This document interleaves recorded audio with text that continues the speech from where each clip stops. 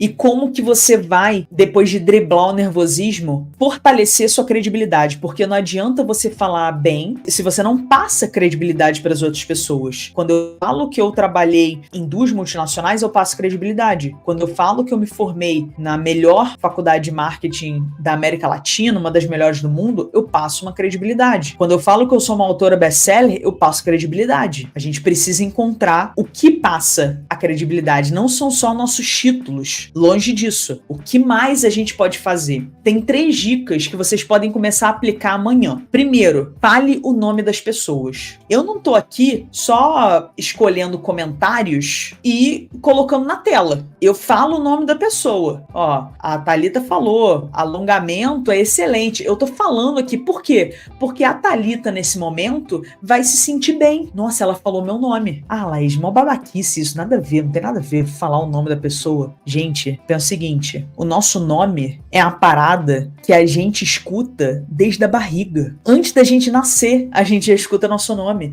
O nosso nome é super importante. Nós temos que chamar as outras pessoas pelo nome. Ah, mas eu sou ruim de nome. Desenvolve a sua própria técnica, porque tem várias comprovadas cientificamente, mas às vezes nenhuma delas é boa pra você. Desenvolve. Eu tenho uma. Eu fico repetindo o nome da pessoa em toda frase que eu falo, até eu decorar. Então eu fico me forçando a falar sempre. Mas fulano, vem... E tal coisa. Ah, entendi, fulano. Pô, legal. Eu vou repetindo o nome da pessoa até eu decorar. Até eu juntar nome com a cara da pessoa. Ou, se a pessoa tem o nome de alguém que eu conheço, eu faço uma associação. Essa pra mim é a melhor dica. Quando tem um nome de alguém que eu já conheço, eu já junto e falo, ah, essa pessoa tem o nome da minha tia. E aí eu já penso na minha tia, associo a minha tia com aquela pessoa e sei que é um nome igual. Isso é muito bom. Outra coisa, não dê palco pro erro. Isso destrói a sua credibilidade. Como eu falei, eu já peço desculpas e tal. Gente, as pessoas não sabem onde você errou, as pessoas não sabem que deu branco, as pessoas não sabem o que você vai falar no slide, as pessoas não sabem. Só segue a vida, segue o baile. Não dê palco pro erro. Não chame a atenção do erro pra você, do tipo, ai meu PowerPoint desconfigurou todo ontem.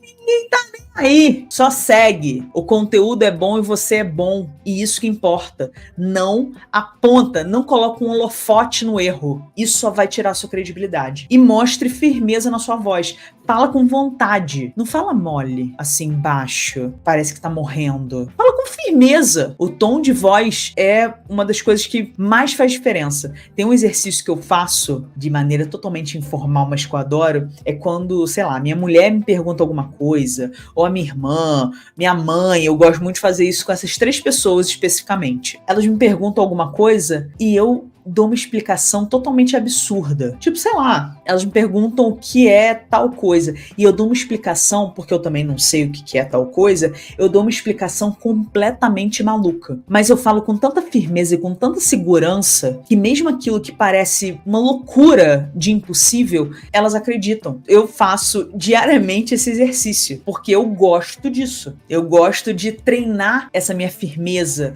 o jeito como eu falo. Tudo isso é para você passar mais credibilidade. Você vai estar passando mais credibilidade. Então essas 3 dicas vocês já podem aplicar amanhã. Amanhã mesmo você já pode ir numa reunião, numa apresentação, no jantar com a família do namorado, em qualquer lugar. Já aplica esses 3. E aí vem uma dica bônus para vocês. Contem histórias. A gente passa credibilidade contando histórias? Sim. Por quê?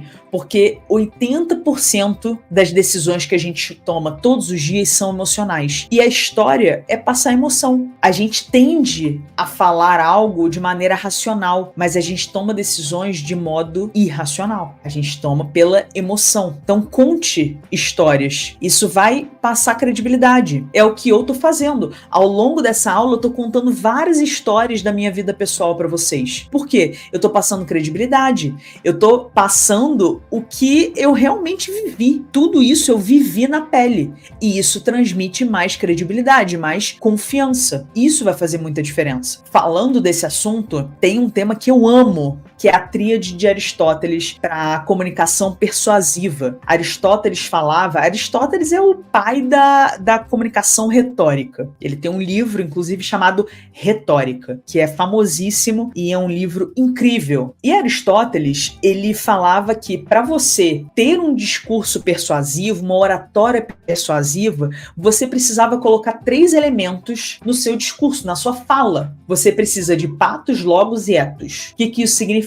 Patos é emoção, é paixão. Eu decorei assim, patos, paixão. É a parte emocional da história. Então, se você está fazendo um discurso, por exemplo, está apresentando alguma coisa, você tem que ter a parte emocional da história, contar alguma coisa que traga emoção para as pessoas. Você tem que trazer também logos, que é o quê? A lógica. Logos, lógica, a razão, a parte racional da parada, os números, a pesquisa, o estudo, para quem é um pouco mais racional, porque todos nós somos razão e emoção, alguns mais, outros menos, para um dos lados, mas você tem que colocar esses 2 elementos no seu discurso. Em terceiro, os etos, que é a nossa autoridade. Por que você tem autoridade para falar desse assunto? Juntando esses 3 em um discurso, você estará praticando a tríade de Aristóteles da comunicação persuasiva. É super importante, patos, logos e etos. Quem domina isso, quem em um discurso, em uma apresentação,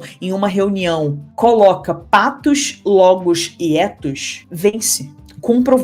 Comprovadamente isso, galera. Comecem a pensar no que vocês estão falando. Aqui tem patos, aqui tem logos, aqui tem etos. A gente geralmente foca em logos. A gente foca na lógica, na parte racional da parada.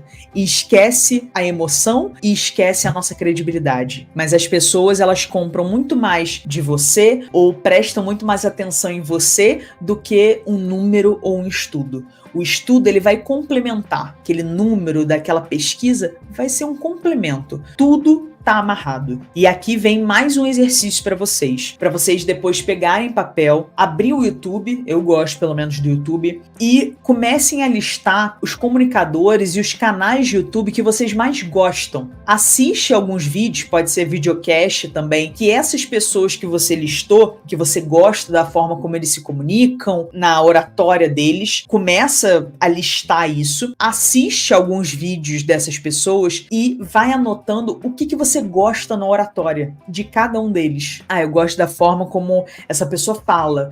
Eu gosto do tom de voz. Eu gosto das metáforas. Eu gosto do jeito que ela se porta na câmera. Qualquer coisa. Tudo que vocês forem assistindo, sei lá, eu gosto do Joel J, que é um empreendedor, tá na última temporada aí do Shark Tank e tudo mais. Gosto do Joel J. Pega um vídeo do canal do Joel J, assiste e vai listando. Gosto do tom de voz, gosto dos exemplos que ele dá, qualquer coisa. Façam isso, é um exercício constante. Por quê? A referência ela é muito importante, galera. Na oratória, a gente precisa entender que é preciso praticar, é preciso técnica e é preciso autoconhecimento. A gente tem que entender que o bom comunicador é aquele que consegue adaptar os exemplos e a forma de falar de acordo com cada público. Aqui eu trouxe 3 exemplos americanos. Obama, ex-presidente americano, a Oprah, que é uma das maiores apresentadoras, maior nome do entretenimento americano, e o Steve Jobs, que a gente fala muito dele no Minimiza, ele já se foi, mas a gente continua falando muito dele, muito pela Apple e pela forma que ele revolucionou as apresentações de certa maneira. Aqui a gente vê 3 pessoas americanas que são totalmente, assim, estilos totalmente diferentes, áreas totalmente diferentes, mas que todas elas conseguem adaptar o discurso para falar com pessoas diferentes. Pensa o Steve Jobs, ele tinha que falar com o público, os consumidores, ele tinha que falar com o time dele, ele tinha que falar com investidores, ele tinha que falar com sócios, ele tinha que falar com o governo, ele tinha que falar com outros países, porque a Apple exporta para o mundo inteiro. A mesma coisa o Obama, ele tinha que falar com chefes de estado, com prefeitos e governadores, ele tinha que falar com a galera, com a massa que ia votar, o bom orador adapta o jeito que ele se comunica para diferentes públicos. A gente precisa entender quem a gente admira como comunicador, listar por que a gente admira e entender o que eu admiro nessa pessoa, na comunicação dessa pessoa, que eu posso colocar na minha comunicação, na minha oratória. Será que eu consigo adaptar alguma coisa pro meu estilo? Porque tem gente que eu adoro oratória, mas eu não conseguiria trazer muita coisa pra mim. Então, esse é o exercício. Pensem nessas pessoas. O que vocês consomem dessas pessoas e que vocês podem trazer pra oratória de vocês.